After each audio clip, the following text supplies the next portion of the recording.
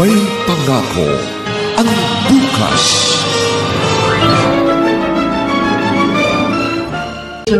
Good afternoon.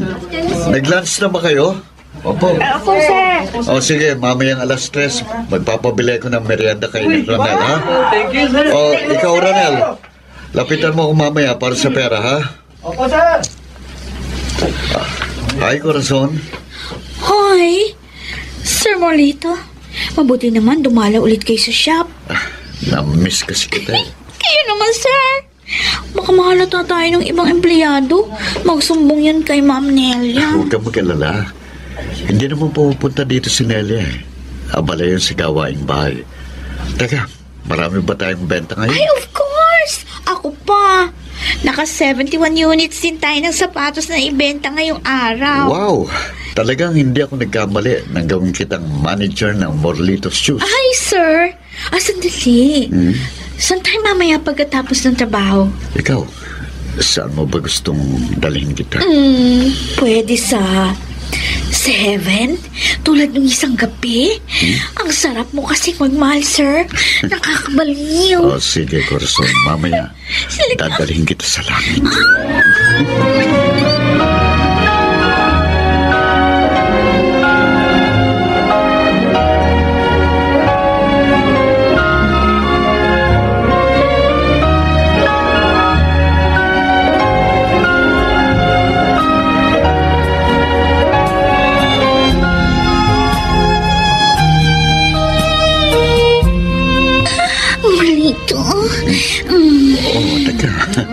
Kanina ka balik ng halik sa dibdib ko.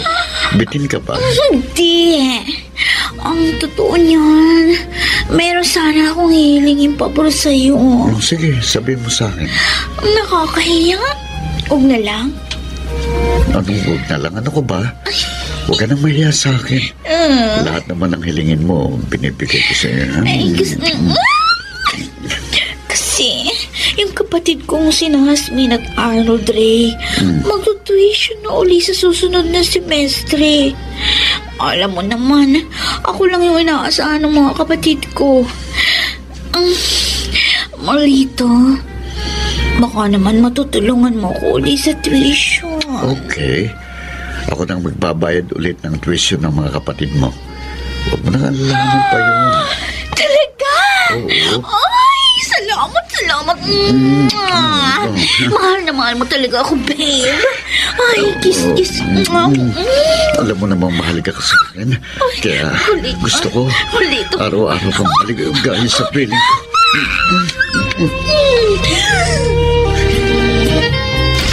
Tara.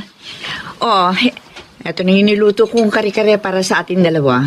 Pinagtabi ko na rin yung papa mo para pag-uwi niya, may makakain siya. Ma, huwag niyo na po ipagtabi si Papa ng pagkain.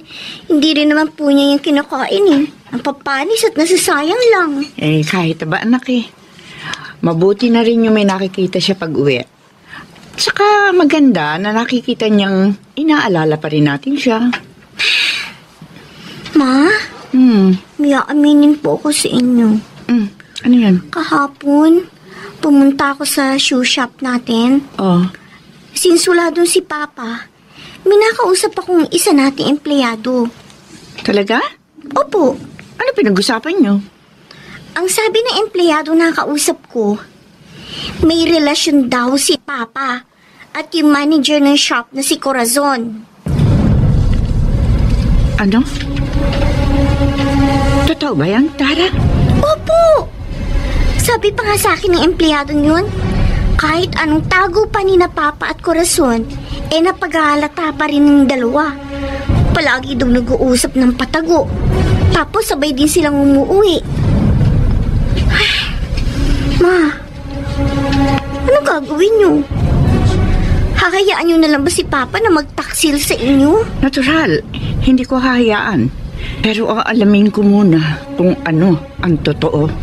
Kanino po? Kay Papa? Siyempre tatanggi niya yun. Basta ako nang bahala dun. Kung totoo man o hindi na nangangaliwa sa akin ng Papa mo, malalaman at malalaman ko rin yan. Kahit ilihim pa nila.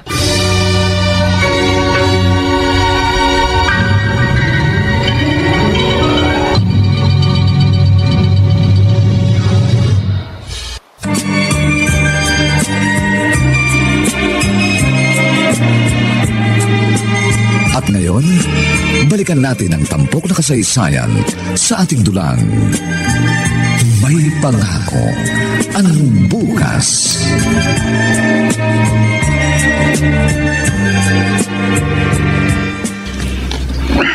Hindi ko ba tatabi sa akin matulog? Hindi ako makatulog dito eh. Susubukan ko doon sa sopa na lang matulog. Morlito, sandali. Bakit? Napapansin ko, ilang linggo ka nang hindi tumatabi sa akin. May problema ba? Baka mas gusto mong katabi si Corazon kesa sa akin. Ano sabi mo? Hindi lang ako tumabi sa'yo. Nandadamay ka na ng ibang tao. May nakarating kasing balita sa akin na meron daw kayong relasyon ni Corazon. Ngayon, gusto kong malaman mula sa'yo. Totoo ba? Hindi yan totoo. Wala kaming relasyon ni Corazon. Oo, sige na, sige na. Naniniwala naman ako sa iyo. Huwag ka na magtaas ng boses. Ano? May sasabihin ka pa? Kung wala na, matutulog na ako. Morlito, mahal mo pa ba ako? Ayan ka na naman sa kadramahan mo. Sagutin mo na lang ang tanong ko. Mahal mo pa rin ba ako? Kaya ako na itanong sa iyo yan kasi nalalamig ka na sa akin. Para ayaw mo na akong makasama. Hindi ko na rin nararamdaman na mahalaga ako sa iyo. Ano, Morlito? Sapat pa ba ang pagmamahal ko sa iyo? Nelia. Bakit hindi ka makasagot agad? Dahil ba sa hindi mo na ako mahal? Ang totoo niyan, naguguluhan ako sa nararamdaman ko para sa'yo. Ha? Sinusubukan ko namang mahalin ka, pero parang laging may kulang. At hindi ko na makuhang maging masaya. Gano'n ba? Patawarin mo ko, pero yun ang totoo. Sa pagkakaalam ko, hindi naman ako nagkulang sa'yo. Ginampanan ko naman ang pagiging may bahay ko. Marami akong ginawang sakripisyo para sa pamilyang ito. Pero lahat ng yun, hindi pa pala sapat sa'yo para mahalin mo ko ng tapat. Ano? Tapos ka na ba sa kaartihan mo? Kung wala ka nang sasabihin, matutulog na ako. Sige, matulog ka na. Puisit. Sana hindi na lang ikaw ang naging asawa ko.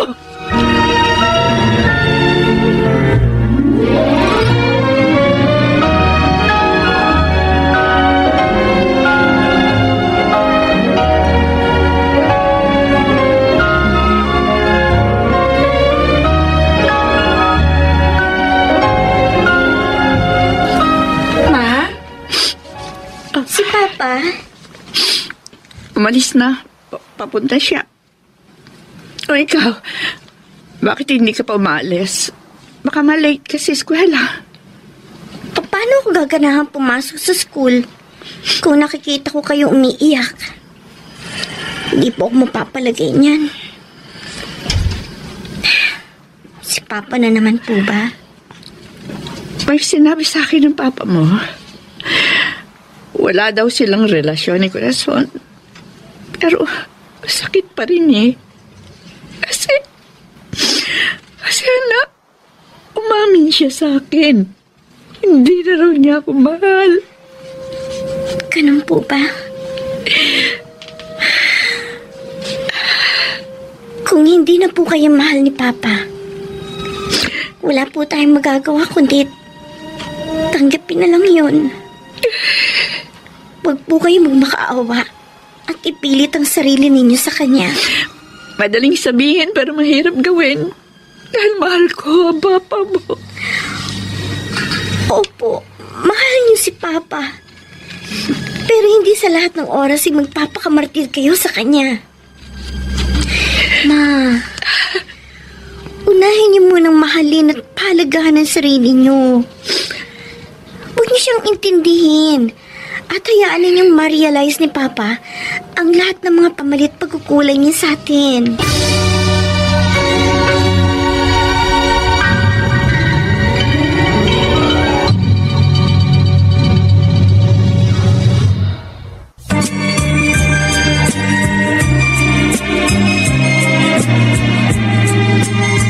Ngayon, balikan natin ang tampok na kasaysayan sa ating dulang.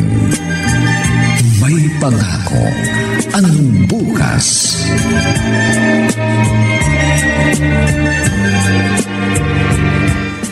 Oh, Ma, saan kayo pupunta? At bihis na bihis kayo. Pumunta ako sa shoe shop natin. Matagal na rin kasi ako hindi nakakapunta ron eh. Nang ganitong oras? Ma, malapit nang magsara yung tindahan. Baka hindi niyo abutan. Huwag kang mag-alala, maabutan ko yun. At saka gusto ko lang malaman kung ano na ba nangyayari doon sa negosyo natin. Eh kasi puro papa mo lang ang nagmamanage nun. Tamang desisyon niyo yan. At saka para mahuli niyo na rin kung merong ginagawang kababalaghan doon si Papa.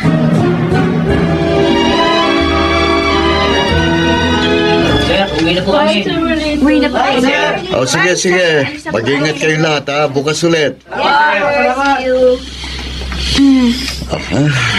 Tayo na lang natitira dito sa shop mo, Lito. Ano?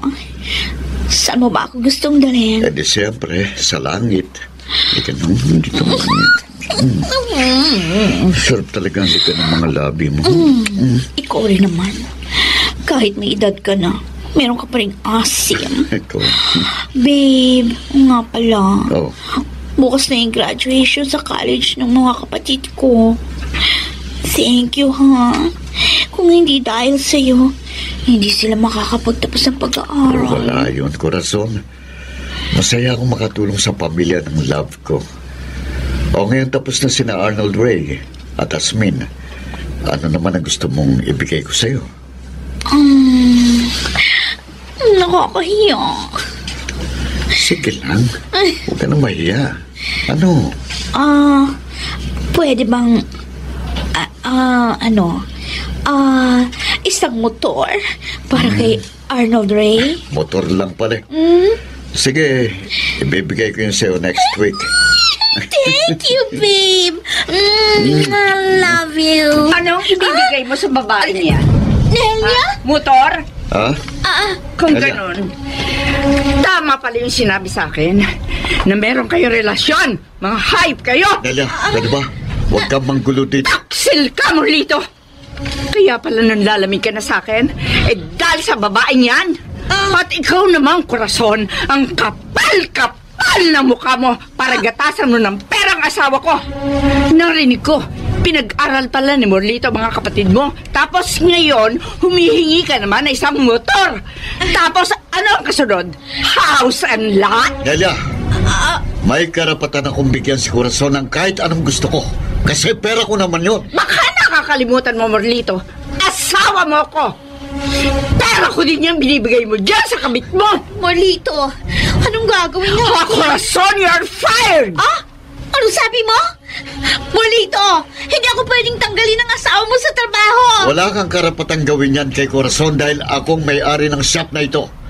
Ako lang ang masusunod dito. Mga hayop kayo! Mga hayop! Dapat sa inyo binabato ng mga sapatos! Kaya ano ba? Huwag mo kami patuloy ng mga sapatos! May asawa mo! Bilis! Tama na! Bitiwan mo ang laso ko!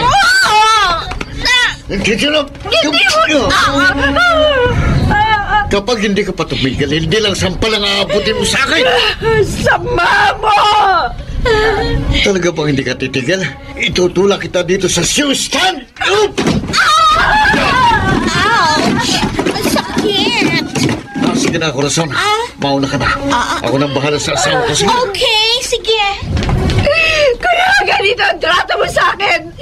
Kasi akala mo mahina akong babae. Hindi ka pa bang mahinang babae sa lagay mong yan? Kaya hindi kita pinagkatiwalaan sa negosyo natin kasi alam ko namang wala kang alam. Pambahay ka lang, alila! Talaga namang hindi kita pakakasalan eh. Kung hindi mo pinikot. Lito. Ngayon, kung gusto nyo umalis ni Tara sa bahay, hindi ko kayo pipigilan. Sige, lumayas kayo. Pero tiyakin nyo hindi na kayo babalik. Dahil hindi ko kayo kailangan.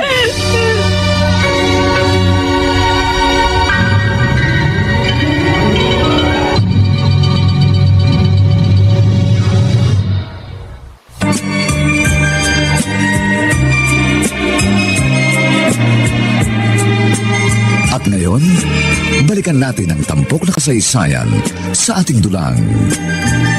May pangako ang bukas.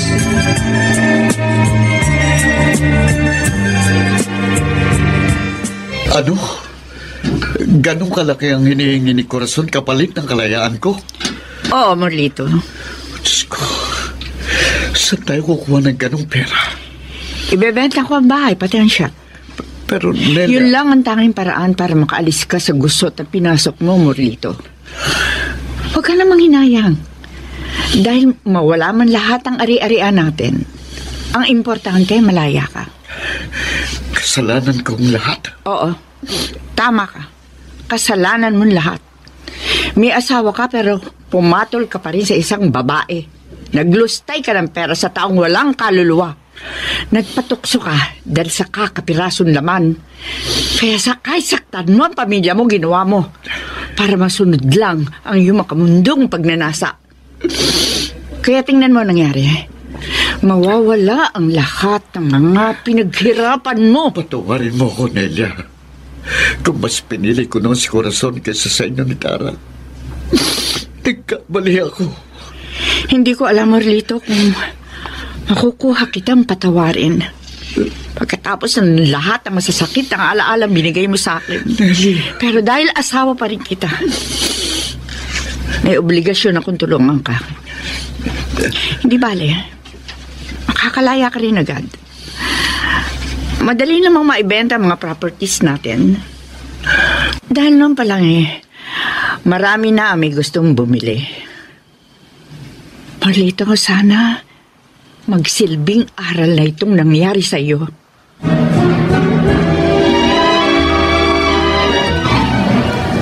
Ang bilis ninyong naibenta yung shop at yung bahay natin. Matagal na kasing hinahangad ni Mr. Ching na mabili yung bahay natin. Nasa prime location kasi. Kaya sinamantal ko na yung pagkakataon. Naibenta ko ng 2.8 million pesos yung bahay. Yung shop naman, naibenta ko ang lahat ng yun ng 1.5 milyong piso. Kung ganon, 4.3 million pesos po lahat. Kaya meron pa tayo mahigit 1 milyong natitira para sa atin. Pero ma, hindi po ba masyadong malaki yung hinihingi ni Corazon? Wala tayong magagawa. Yun ang demand niya para iurong niya yung kaso. At saka anak, pera lang naman yun. Kikitain pa rin natin yan. Ang mahalaga, malaya ang papa mo.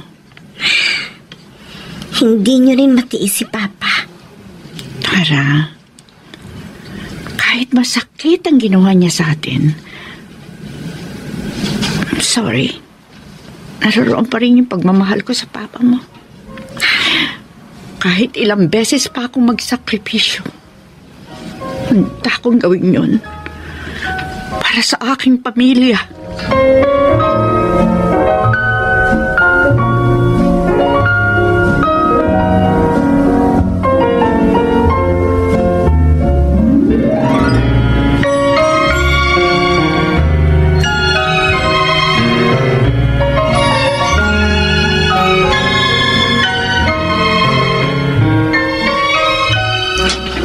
Morlito Jimenez, laya ka na.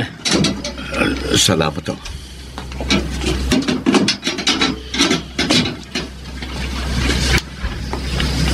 Nelia, Tara. Yan, Morlito. Malaya ka na. Iniurong na ni Corazon ang kaso laban sa'yo. Maraming salamat sa inyo. Utang ko sa inyong lahat.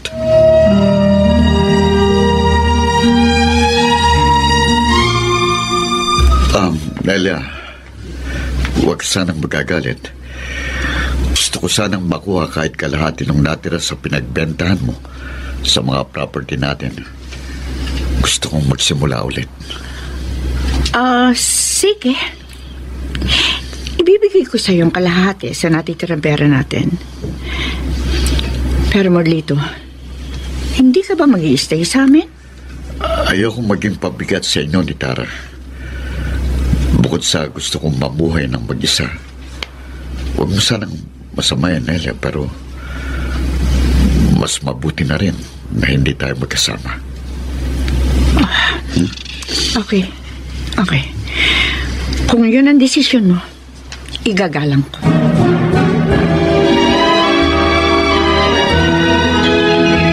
Pagkatapos natin siyang tulungan, ganun lang ang gagawin niya sa atin? Anong klase siyang ama?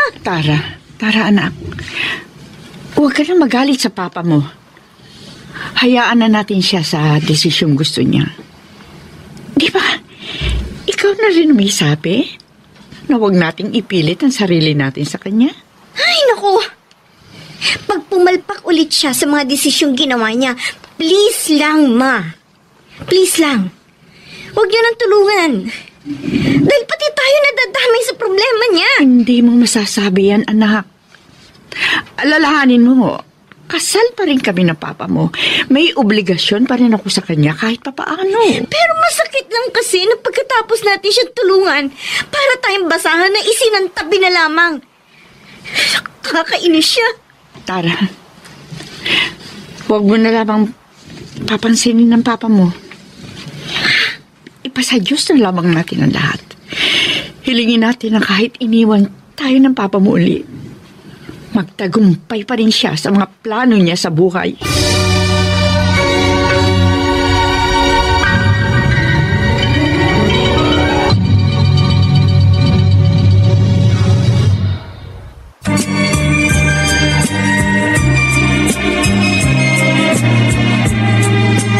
At ngayon, balikan natin ang tampok na kasaysayan sa ating dulang. May pangako ang bukas.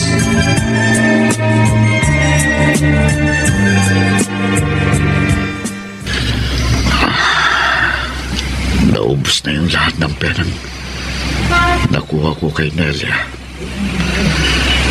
Hindi naging matagumpay ang sanang muling pagbangon ko sa putik. Ano na lang sasabihin sa akin ngayon ni Nelia para kapag nalaman nilang kalagayan ko ngayon, natutulog sa kalye dahil walang gustong kumupkup sa akin. Namamalimos para lamang may ibang kain. Karma ito sa akin dahil sa ginawa kong pang-iiwan sa pamilya ko. Morlito? Sino itong... Sandali. Ikaw nga, Morlito. Paring Berting? Abe, ano nangyari sa'yo at nandito ka sa footbridge at nalilimahin ka? Ito, sinisingil ang tadhana sa mga kasalanang nagawa ko sa pamilya ko. O, alam ba ito ni Nela? Hindi. Berting, may ipapakiusap ako sa'yo, ha? Huwag mo sanang sasabihin ka na Nela at Tara na nakita mo ko dito sa footbridge, ha? Ano ka ba? Kailangang malaman nila ang kalagayan mo para matulungan ka Basta nila. wag. Pakiusap naman, Berting. Ayokong kaawa nila ako. Uy, Ha? Pare- sige, ikaw bahala. Baka pwede na lang mamalimos. Oo. Baka naman meron ka dyan. Hindi pa kasi ako kumakain simula kaninang umaga. Oo, sige. Pare? Sandali, bukuha lang. Ito pare. 500. Ako pare, salamat. Salamat pare. Salamat. Morlito, ano ba nangyari sa buhay mo at nagkaganyan ka? Talaga, Berting? Nakita mo si Morlito na namamalimos sa kalsada? Oo. Ayaw nga niyang ipasabi sa inyo dahil ayaw niya kayong mag-alala sa kanya. Pero hindi ko naman matiis eh. Sobrang nakapanlulumong itsura niya. Oh, bakit naman ganun ang nangyari sa asawa ko? Berting, saan mo ba siya nakita? Pupuntahan ko siya.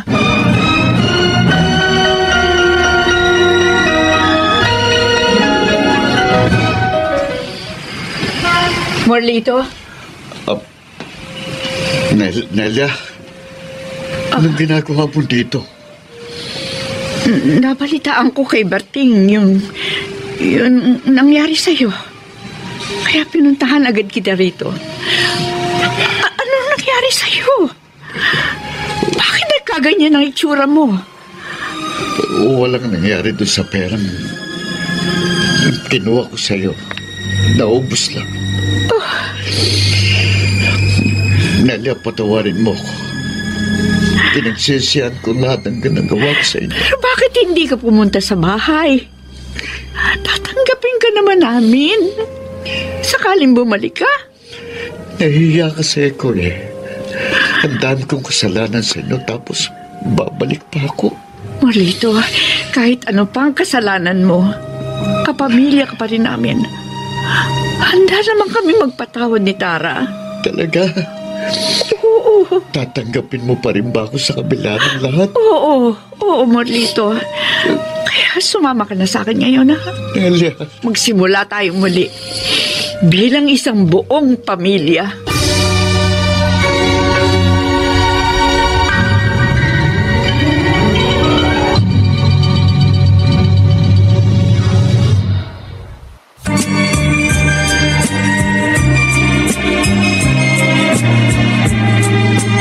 At ngayon, balikan natin ang tampok na kasaysayan sa ating dulang. May pangako ang bukas.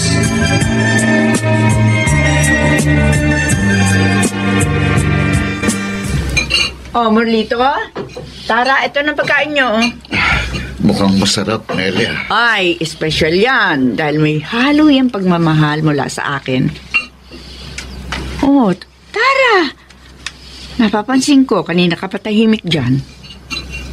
Wala po, Ma. Akin na yung mangkok mo para masalinan ko ng pagkain. Marlito, yung sa iyo naman, akin na. Eto. Tara, saan ka pupunta?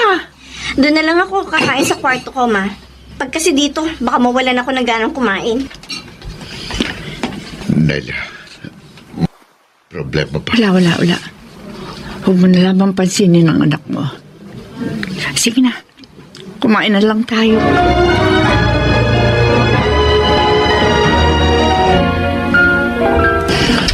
Tarang, anak, pwede ba tayo mag-usap? Tungkol na naman po ba kay Papa? Kasi napapansin ko, sobrang lamig ng pagtrato mo sa papa mo. Ano naman po gusto niyong gawin ko? Ang makipagplastikan sa kanya?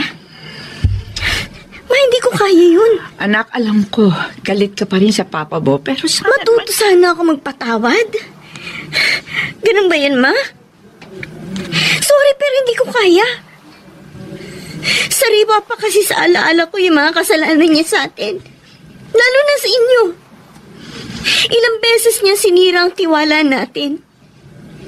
Sa palagay niyo, magtitiwala pa ako sa kanya? Anak, ama mo pa rin siya.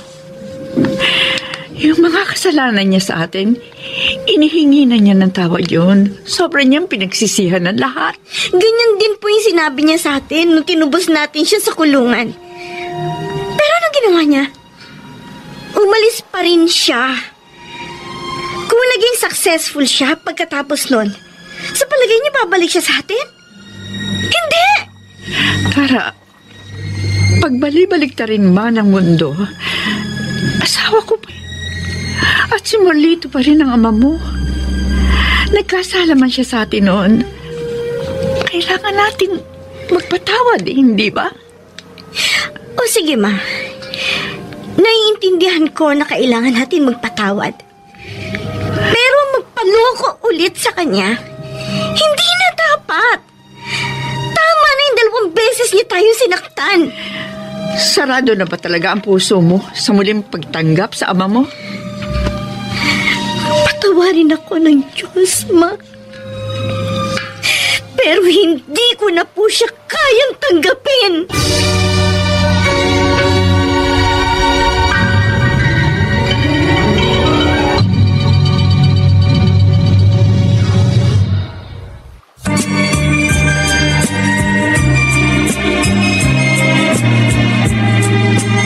At ngayon, balikan natin ang tampok na kasaysayan sa ating dulang. May pangako ang bukas.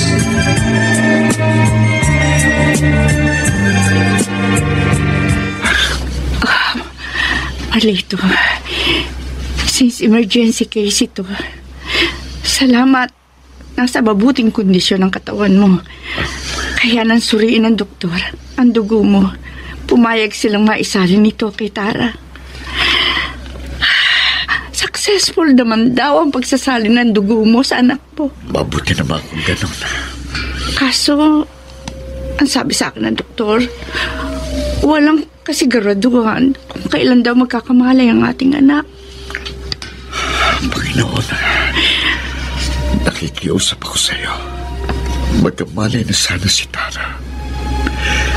Nakikiusap kami sa iyo. Marlito, maraming salamat. Kahit pa paano, nasalinan ng dugo ang anak natin. Maraming salamat din.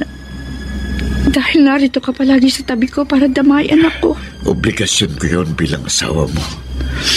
At saka, Nelia, may pagtatapat ako sa iyo. Ano yun? Ilang beses kong sinuri ang mga nararamdaman ko sa iyo. At ngayon, masasabi kong sigurado na ako. Ngayon ko na-realize ang kahalagahan mo sa buhay ko. Mahal na mahal kita. At handa akong magsimula ulit ng panibagong buhay kasama ka.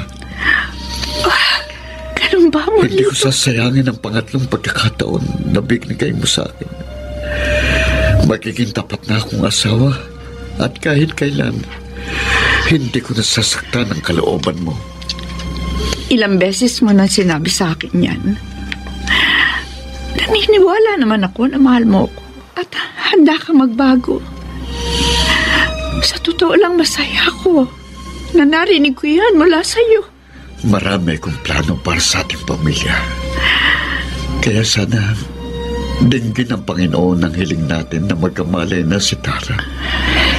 Ang sa ganun, makapagsimula tayo ng bagong kabanata.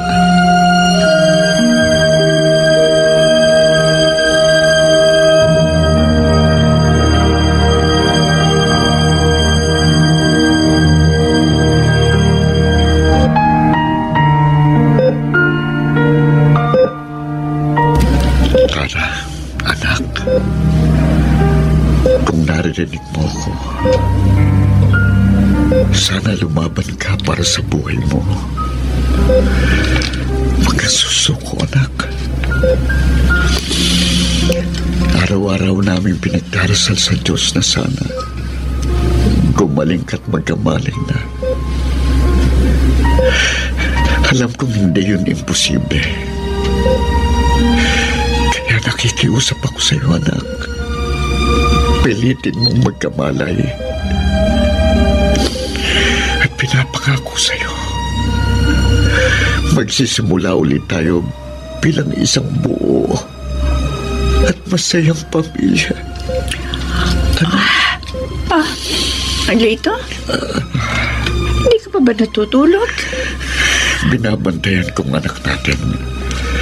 Baka sakaling imulat niya ang kanyang mga mata. Pero mahal, kailangan mo rin magpahinga. Sige, magpapahinga na ako.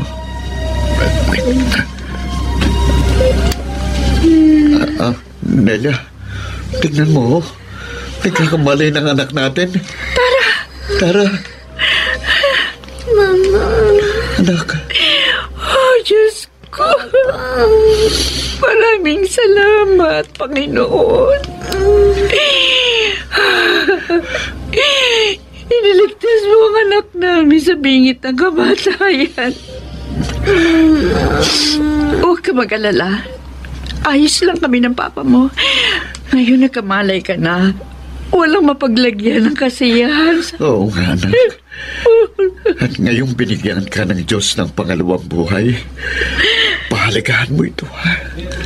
Huwag na huwag mong kalilimutang magpasalamat sa Kanya.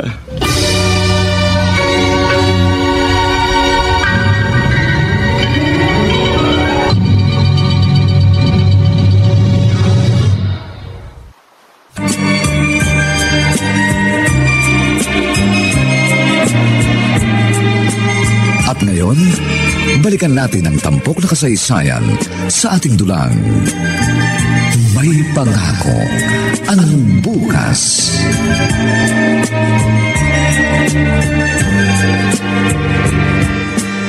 Oh, eto pa anak. Ubusin mo na ito. Huwag kang mag-alala. Pag natanggal na yung semento sa kanang braso mo, babalik na ulit sa normal ang lahat. Ha? Pasensya na po kayo. Kung nai-istorbo ko pa kayo. Hindi. Ginagawa ko ito dahil gusto kong tulungan ang anak ko. Nag-usap pala kami ng mama mo nung isang araw tungkol sa mga nararamdaman ko para sa kanya. Ano pong sinabi niya sa kanya? Ang sabi ko, mahal na mahal ko siya. Sa kabila ng lahat ng nagawa kong pagkakasala, na-realize ko din sa huli na mahal ko pa rin ang mama mo. Kaya nga labis-labis ang pagsisisi ko nung nangaliwa ako. Nung panahon kasing yun, gulong-gulo pa ang isipan ko, anak. Pero sa mga dumating na pagsubok sa akin, nakita't na pagtanto ko na kayo pa rin palang higit na makakaunawa sa akin. Kaya nangako ako sa mama mo, hindi ko nasasaktan ang kalooban niya at magiging mabuti na akong asawa sa kanya. Mabuti naman po kung ganon. Anak, sana matanggap mo ulit ako para sa mama mo. Pa, suportado ko po si mama. Saan man siya magiging masaya.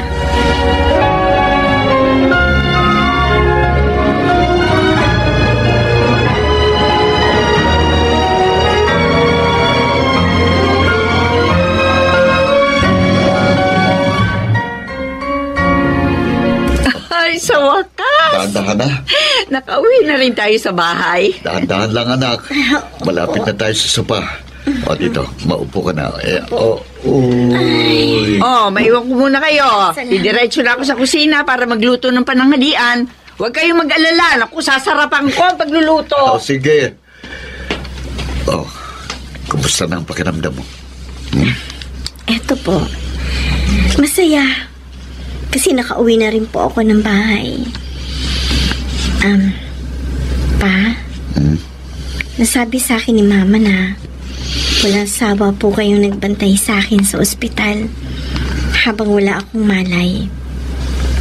Bukod sa kayo ang nag-donate ng dugo para magdugtungan ng buhay ko. Anak, binantayan kita at walang sawa akong nagdarasal noon para magkamalay ka lamang. Salamat po. Anak, gagawin ko lahat para sa'yo. Sa inyo ng mama mo. Handa akong magsakripisyo para sa kabubuti ng pamilya natin. Pinapatawad ko na po kayo, Pa.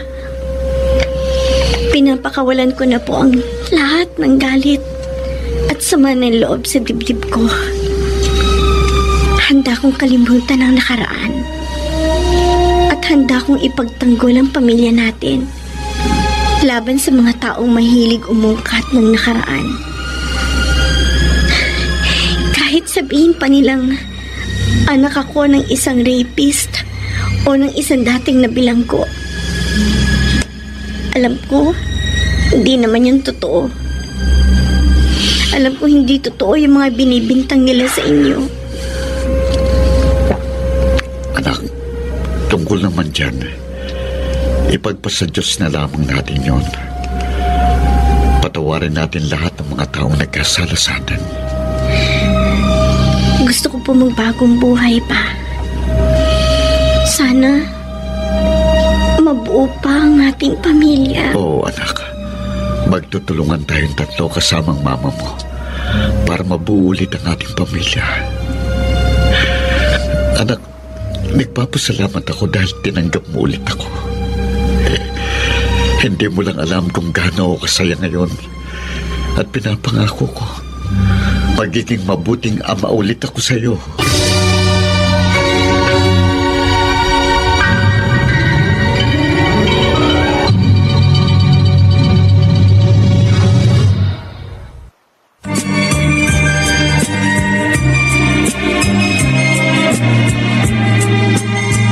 Ngayon, balikan natin ang tampok na kasaysayan sa ating dulang. May pangako ang bukas.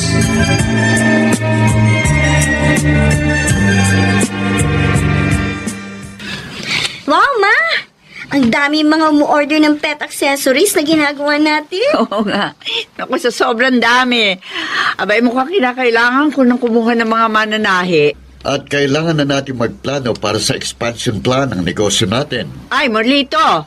Aba, ikaw ang inaasahan ko magmamanage ng negosyo natin pag lumaki na ito. Hindi lang ako, kundi tayong dalawang magmamanage ng negosyo. Handa rin po akong tumulong sa inyo. Ay, salamat po, Diyos ko. Natapos din ang mga pagsubok na dumating sa ating buhay. At kung may dumating pang iba, makakaya naman nating lampasan yun basta't sama-sama tayo. Alam niyo, natutuwa ako dahil nagkapatawaran na kayong dalawa ni Tara. Tama po kayo, Ma. Doon sa sinabi niyo sa akin dati, na mas maganda ang pakiramdam kung wala kang karga-kargang galit o sama ng loob sa dibdib mo. Masaya ang daloy ng buhay. At yung mga pagsubok na yon, dumating sila sa atin for a reason. At maraming aral tayong natutunan sa paglipas ng panahon. Masasabi kong mas pinatatag nitong pamilya natin. Basta, palagi lamang nating tatandaan na huwag tayo makakalimot sa Diyos. Dahil siya nagbigay sa atin ng lakas para mapagtibay natin ang ating samahan bilang isang pamilya. Excited na po ako sa mga susunod na araw na tatahakin natin. Dahil alam ko, may pangako ang bukas.